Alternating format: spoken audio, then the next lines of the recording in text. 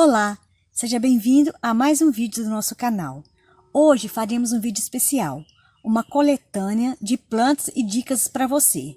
Para começar, vamos falar do chapéu de couro, uma planta lindíssima e com muita utilidade. Depois, vamos falar do cuité, uma planta que, além de embelezar muito o jardim, produz frutos que são muito utilizados no artesanato e até mesmo como utensílio doméstico. Depois, vamos falar um pouco da exuberante trombeta de anjo e de suas flores maravilhosas. Em seguida, vamos te apresentar o cambuí, uma fruta da Mata Atlântica, muito gostosa, mas ainda muito pouco utilizado no Brasil. Em seguida, vamos te apresentar os cuidados básicos para você ter uma coroa de Cristo maravilhosa no seu jardim. E por fim, vamos te ensinar ainda a fazer um lindo suporte para você colocar as suas orquídeas. Mas antes, já deixe o seu like, se inscreva no nosso canal e ative o sininho para você receber os nossos conteúdos semanais. Bora pro vídeo? E para começar, vamos falar de uma planta que eu acho muito linda. É uma planta originária do continente americano, que ocorre desde o México até o Brasil. É uma planta típica de regiões pantanosas, de brejos. Normalmente ela cresce em beira de lagos e riachos.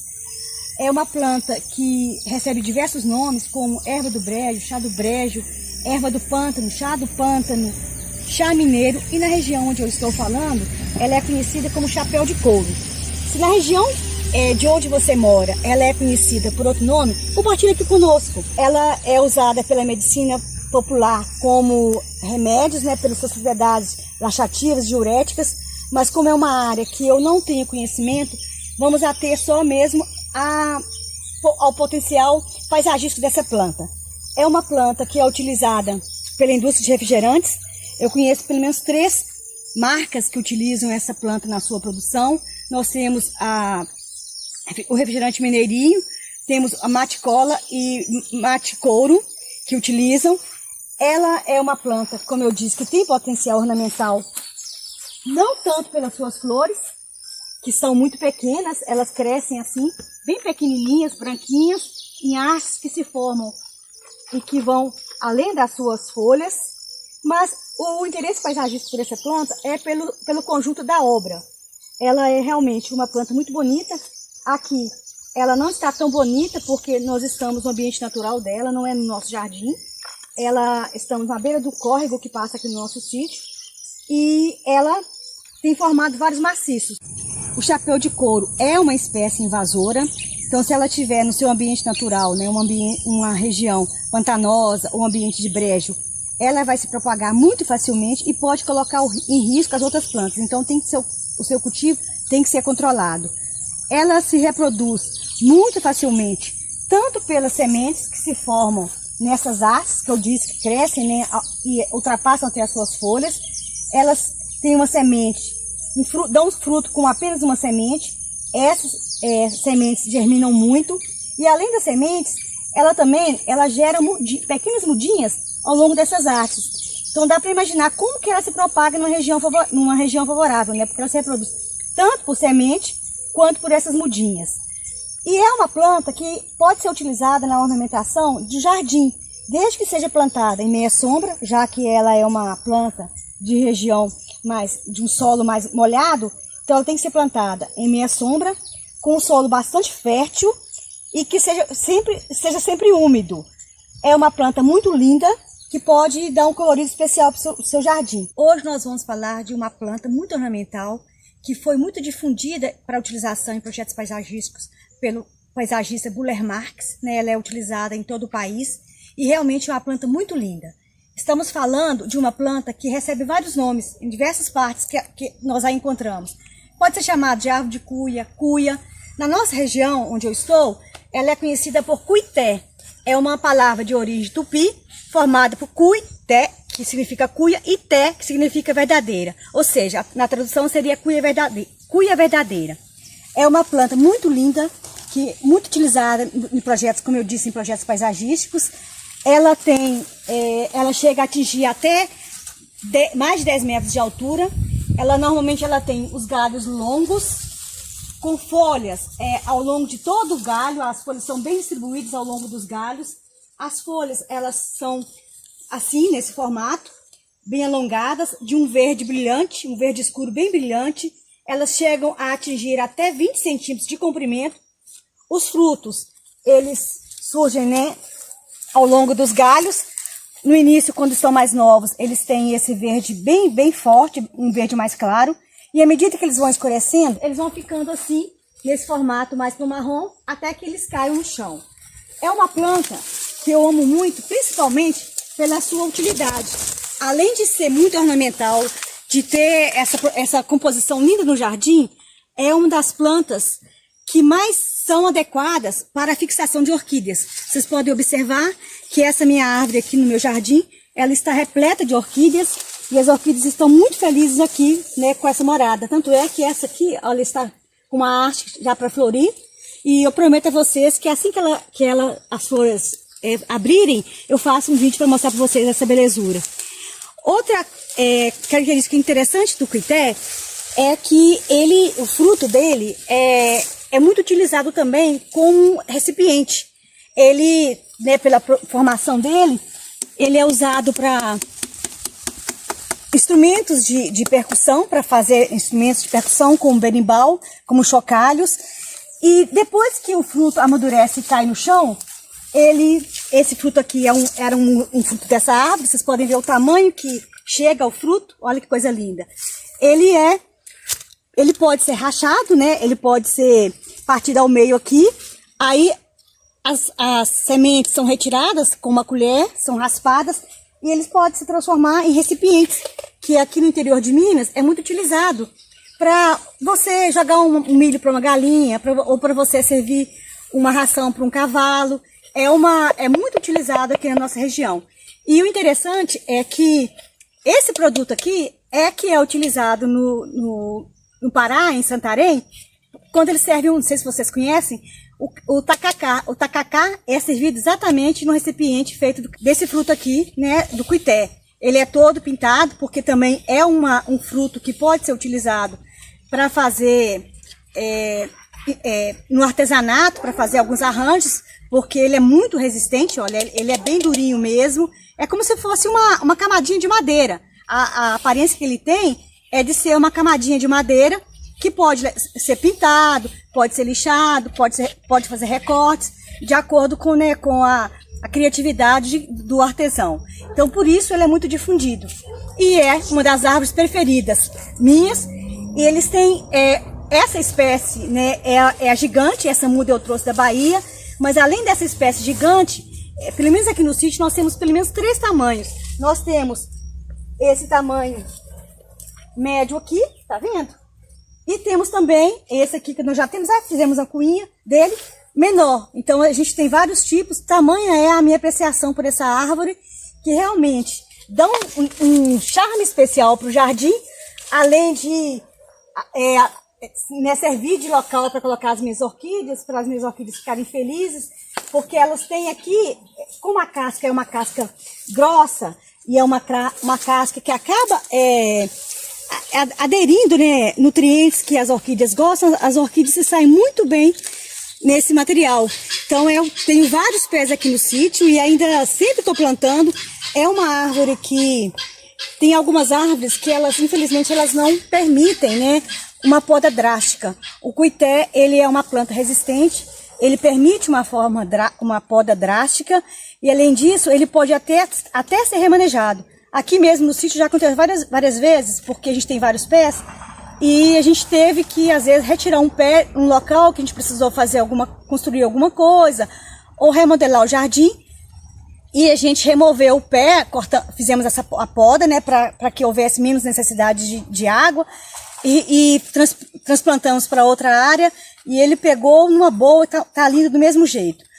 Uma dica que eu dou para vocês é que a reprodução do cuité, ela pode ser tanto por meio de sementes, quanto por mudas. Por exemplo, se nós fôssemos fazer uma muda do cuité, o ideal seria que nós cortássemos aqui, né, um tronco já bem grossinho, já bem resistente. Aí eu iria podar aqui para ele reduzir a necessidade de água. A gente iria retirar as folhas. Como o cuité gosta de um solo mais argiloso, a gente colocaria nesse solo, né, com essa composição. E o ideal é que se faça regas 3 vezes por semana, até que a muda esteja bem enraizada, para você colocá-la no local definitivo. Vamos falar da trombeta de anjo, também conhecida como saia branca, sete saias, zabumba branca. Se na cidade que você mora ela for conhecida por outro nome, compartilhe conosco aqui no nosso canal. É uma espécie originária do México, mas que se naturalizou no Brasil. A trombeta é um arbusto que pode chegar até 5 metros e seu crescimento será maior se for cultivada em meia sombra. Suas flores são muito vistosas e bonitas. Tem um cheiro levemente adocicado, podendo chegar até 30 centímetros de comprimento, com esse formato maravilhoso de trombetas. As flores podem ser encontradas nas cores amarela, laranja, rosa e branca, que é a cor mais comum de se encontrar a trombeta. Aqui no sítio eu tenho nas cores rosa e branca e estou tentando comprar uma muda na cor amarela, porque eu acho essa planta simplesmente maravilhosa e ela realmente dá um colorido diferente para o jardim. A propagação de mudas pode ser por estaquias ou por semente. Aqui eu sempre faço por estaquias, utilizando pequenos galhos da planta, mas você também pode fazer por sementes que surgem logo após a floração em bagas que têm até uma quantidade razoável de sementes. É uma planta que pode ser plantada em ambiente à meia sombra ou também em pleno sol. Gosta de um solo rico em matéria orgânica, bem drenado, mas que esteja constantemente úmido. Uma coisa que eu tenho que alertar é que, apesar de ser uma belíssima opção de planta para projetos paisagísticos, é preciso ter alguns cuidados no cultivo da trombeta. Ela é uma planta muito tóxica e tem propriedades alucinógenas. Por esse motivo, algumas cidades até proibiram a sua utilização em projetos de ornamentação pública. Mas, se for cultivada com os devidos cuidados para que fique longe do alcance de crianças e de animais de estimação, a trombeta é uma ótima opção para dar um colorido ao seu jardim, já que está sempre florida. Hoje nós vamos apresentar para vocês uma das frutíferas que nós cultivamos aqui no sítio. É uma fruta típica da Mata Atlântica, da faixa litorânea, que vai desde o Maranhão até Santa Catarina. É uma planta que é muito pouco utilizada, muito pouco difundida, né, o seu plantio nos pomares do Brasil. Eu acho até estranho porque é uma fruta extremamente saborosa. É uma eugênia. É uma planta muito linda que pode ser usada até em jardins, né, em jardins de um porte maior, pela sua beleza. É uma planta que tem assim, o tronco meio amarronzado, né, aquele tronco que descama, ele vai se descamando. É uma planta que, para ser, né, para a produção ser satisfatória, você deve plantar no mínimo 2 pés. Essas mudas eu consegui no Rio de Janeiro, porque eu fui pesquisando sobre plantas da Mata Atlântica, né, frutíferas que estavam em extinção. Aí eu descobri o cambuí. Depois eu descobri que, na verdade, a que corre maior risco de extinção é a cambuí amarela. Essa aqui é a cambuí roxa. É a primeira vez que ela produz aqui no nosso sítio. Ela é uma árvore flexível, olha, você pode ver que eu posso abaixá-la aqui sem problema nenhum. É a primeira vez que ela produz e a produção dela foi boa, porque esses galhos aqui não estão com frutos, porque nós já comemos.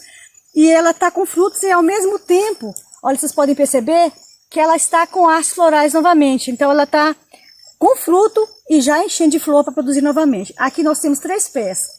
E os frutos dela são muito saborosos. São assim, bem durinhos, olha, eles lembram uma uva. Até mesmo no sabor eles lembram uma uva. Vou pegar alguns aqui para partir para vocês verem melhor.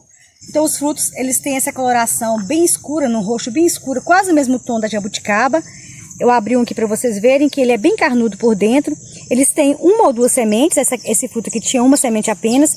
Essa semente, ela perde a germinação muito rápida, então deve ser plantada no máximo 20 dias após a colheita do fruto. E é uma fruta muito saborosa. Hoje nós vamos falar da coroa de Cristo, um arbusto originário de Madagascar, pertencente à família das eufórbias, que adaptou-se muito bem ao Brasil. É uma planta que é muito utilizada para cerca-vivas e para ser plantada também em sacadas, por causa da quantidade de espinhos que ele tem, que acaba servindo como uma barreira, né, em sacadas para impedir a entrada de pessoas pela parte externa. Então ela foi amplamente usada em sacadas. Essa espécie aqui é um pouco diferente. Essa é a coroa de Cristo gigante, então ela é mais adequada mesmo para interiores, para plantar em vasos. E essa planta, ela é utilização, como já disse, é muito popular. Ela também é conhecida como dois irmãos, coroa de Nossa Senhora, coroa de espinhos. É uma planta muito pouco exigente quanto aos cuidados. Ela pode ficar até um mês sem água, que ela sobrevive, ela suporta. Então é a planta mesmo adequada para quem tem pouco tempo para dedicar e cuidar de uma planta. Ela tem todo o seu caule, né, coberto de espinhos. São esses espinhos aqui bem pontiagudos. É preciso ter um pouco de cuidado ao manusear dessa planta, porque ela tem um látex em todas as suas partes, esse látex branco, que é um látex muito perigoso, que se em contato com qualquer uma das mucosas, oral, bucal e ocular, pode causar lesões. Então é preciso ter muito cuidado no manuseio dessa planta, mas é uma planta muito bonita. A gente já tem algumas bem diferentes. Essa aqui, quando tá novinha, ela é bem vermelha. À medida que ela vai envelhecendo, ela já vai ficando mais um rosadinha, né? Um rosa mais claro. É uma planta que floresce praticamente o ano todo. Vocês podem ver que ela já tá com dois buquês abertos, já tem um outro abrindo aqui. Essa planta aqui é um amarelinho bem clarinho. Eu tô com umas flores aqui bem no restinho da floração, mas se você chegar, vocês podem observar que já tem novos buquês surgindo aqui no caule da planta. É uma planta muito bonita e adequada mesmo para quem quer ter uma planta em casa que exija poucos cuidados. O único cuidado que a gente tem que ter com a coroa de Cristo é com relação à quantidade de sol. É uma planta que gosta de sol, então o ideal é que ela pegue pelo menos umas 6 horas de sol por dia. E agora nós vamos ensinar a vocês a como fazer uma muda dessa planta maravilhosa. Para fazermos a muda, nós vamos utilizar essa planta. Eu poderia fazer um corte aqui no caule dela, nessa altura mais ou menos, desprezar um pouco as folhas, reduzir o tamanho e plantar essa extremidade. Não vou fazer isso porque, como eu já falei, ela tá cheia de buquês novos, então seria um crime cortar uma muda de uma planta com tantos buquês para sair. Então eu vou fazer muda de uma dessas brotações que estão aqui, ó, bem embaixo do caule da planta. Eu sugiro que quando vocês forem manusear qualquer planta, né, que seja um cacto ou igual a coroa de Cristo que tem espinhos, a gente utilize um pegador de macarrão, porque aí você prende a planta e não corre o risco de se espinhar. Aqui até que vai dar para eu fazer sem o prendedor, porque eu vou cortar bem baixo aqui. Um corte bem firme. Aí ela tem esse látex, que eu vou secar aqui com cuidado para não ter contato com a minha pele. Toda planta que tem esse látex, o ideal para quando a gente vai fazer uma muda, é a gente fazer o corte da muda e deixar secar pelo menos 2 dias até que a gente plante a mudinha. Mas como eu tô aqui com a intenção de mostrar a vocês como fazer essa muda, eu já vou fazer o plantio. Agora nós vamos preparar o vaso para receber essa mudinha. Antes de colocarmos a mudinha no vaso, nós vamos fazer um preparo aqui. Eu vou tirar um pouco o excesso de folhas, para reduzir a necessidade, né, de água, de nutrientes. Toda essa parte que eu fizer um corte, eu vou jogar um pouco vou secar e vou jogar um pouco de canela para facilitar a cicatrização.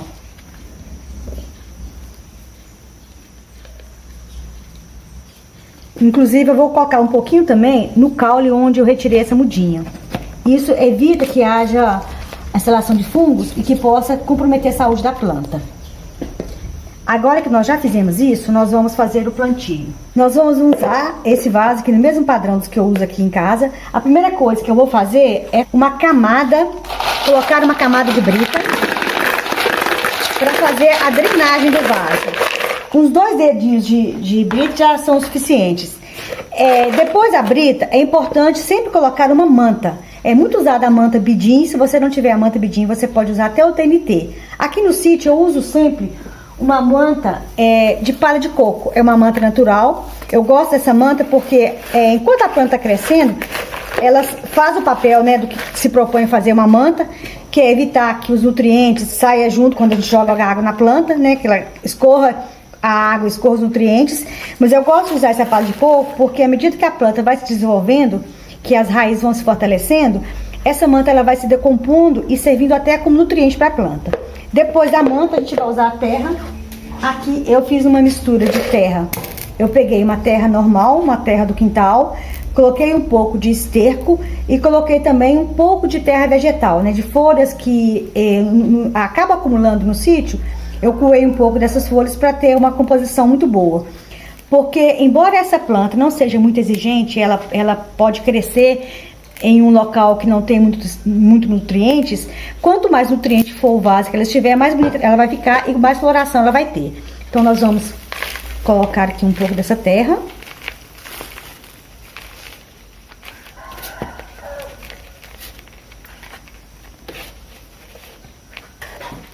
Eu vou fazer um buraco bem no centro para eu colocar essa planta, a mudinha.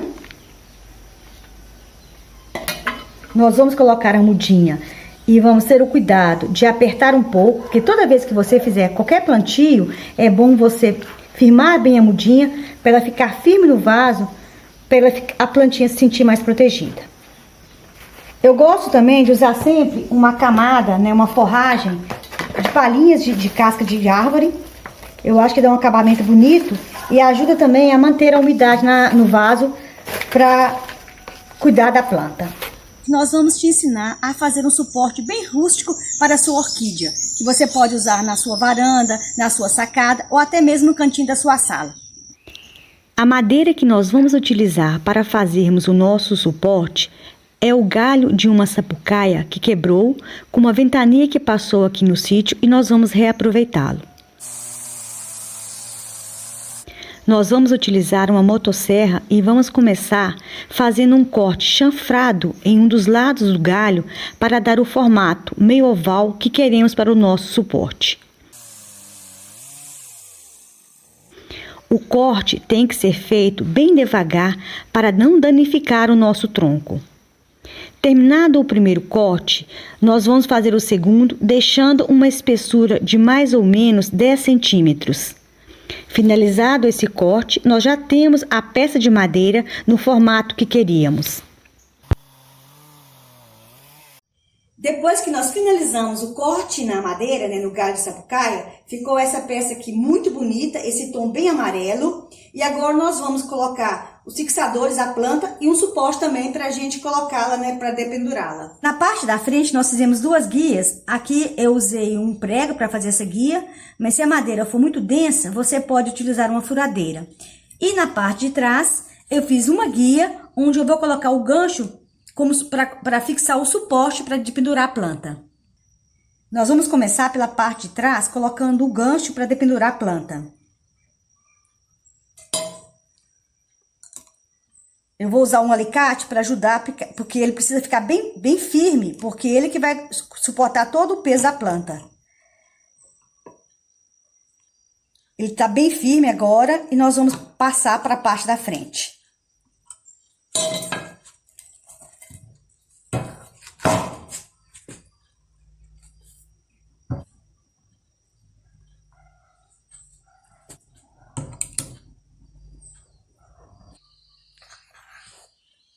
Então, os dois ganchos ficaram bem firmes aqui. É preciso que eles fiquem bem firmes, porque é aqui que nós vamos fixar a nossa orquídea. Nesse suporte, eu vou colocar essa orquídea que eu ganhei. É um dendróbio. Então, eu vou retirar aqui. Vou tirar esse excesso de raiz, de folha que tá nele. Aqui no sítio, eu uso muito essa fibra de coco quando eu vou fixar uma orquídea numa árvore, uma coisa assim, porque ela é natural. Com o tempo, ela se desgasta e a planta acaba absorvendo, né, misturando com as raízes. E quando a planta está sendo transplantada, ela serve de suporte e protege um pouco a planta. Eu fiz uma espécie de uma bolsa mesmo para proteger. E agora eu vou fixá-la aqui com um sisal. Eu vou tirar esse gancho, porque não vou precisar mais dele agora por enquanto. Vamos amarrá-la aqui com sisal. Eu optei pela corda de sisal porque também é um elemento mais natural e vai dar um aspecto mais rústico para o arranjo. Então, eu amarrei de um lado, né, aqui do suporte, e agora eu vou transplantar para que a planta fique bem fixa no nosso tronco. Agora é só a gente fechar aqui a amarração. Eu vou cortar o excesso da corda de sisal. E o nosso suporte fica assim, olha, uma peça muito bonita para você fixar. E à medida que a planta for se desenvolvendo, que ela for crescendo, as raízes vão aderindo aqui à madeira. E é porque é uma madeira até adequada, essa madeira aqui para a orquídea. E ela vai ficar muito bonita. É uma peça que realmente vai valorizar a sua decoração, dando uma rusticidade ao ambiente. Essa foi a dica do nosso vídeo de hoje. Se você gostou, dê o seu like. Se você ainda não é inscrito, se inscreva no nosso canal. Ative o sininho para você receber o conteúdo dos nossos vídeos semanais que pode te ajudar a cuidar do seu jardim.